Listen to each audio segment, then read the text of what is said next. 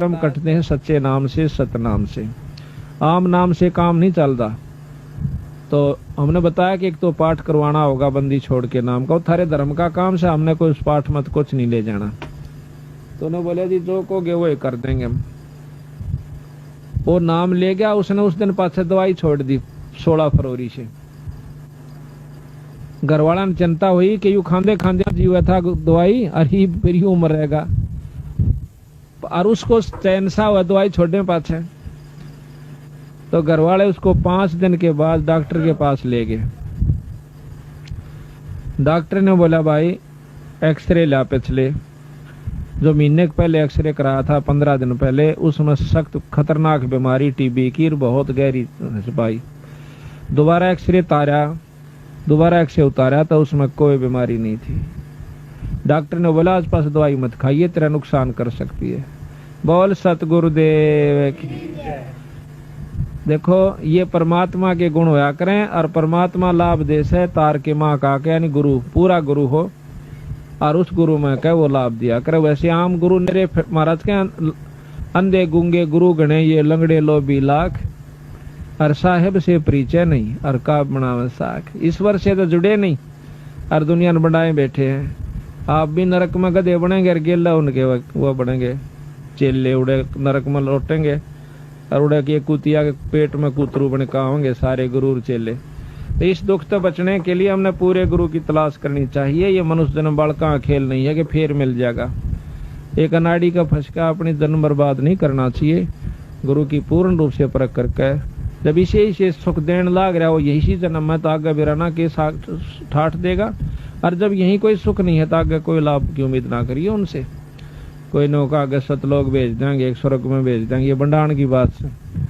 जब हम तो यहाँ तो कैर हो रहा घर में और वहां फिर स्वर्ग में, तो यही सुख हो गया तो यहीं पर स्वर्ग से शुरू हो जाएगा और आगे भी आपको लाभ मिलेगा, वैसे नहीं मिलेगा। तो इस प्रकार बता है कि जिस घर में ऐसे सुथरे समागम शुरू हो जाते हैं उनके ना जाने कितने दुख परमात्मा दूर करा कर। तो इसलिए बताया कि सत्संग के बिना इस जीवन में ज्ञान नहीं होता। सत्संग में आप देख लो कितने गाय हो, साबित काम में बल्कि निंदक ज्यादा होंगे और इस बात को सराहने वाले कम मिलेंगे। क्यों? उनको बेरा नहीं बेचारा। जब ज्ञान हो जाएगा कि यह चीज बहुत बढ़िया है और इसका ज्ञान हो, यहाँ वक्त का बैठे कोई सुने, वो बिना सुने तो कोई कुछ कह रहा होगा, कोई कुछ कह रहा है। सच्ची बात को सुनने में भी कष्ट होता है। यहाँ का बैठे सुने फिर उसको अजमा कर देखें। हम किसी को बुरा नहीं सिखाते। कोई बीड़ी शराब मांस तमाकू से पीछा छुटवाते हैं और परमात्मा के नाम पर लावासा। दारू पीने वाले को के बच्चों पर कितना बुरा असर पड़ता है, हुक्का पीने वाले पर कितना बुरा असर पड़ता है। एक दारू पीने वाला और हुक्का पीने वाला भी हमारे को जो बुरा बतावस है तो हमने उसकी बुद्धि का बेरा पट रहा है, वो कितने दिमाग उसके अंदर है। आप तो सारे काम करे, ताश भी खेले और वो भी सत्संग की निंदा करता है, तो आप हिसाब ला लियो वो कितना कामिल आदमी से जो हमारी निंदा करता है। फिर निंदक के बारे में कबीर साहब ने कहा कि निंदक मेरा नाम मरो और बसो ना मुझसे दूर। भाई गाम गौरव गंदगी साफ करा करे सूर। जो गाम गौरव गंदगी हो से उसने सूराए का काम हो से उस गंदगी ने साफ करने का।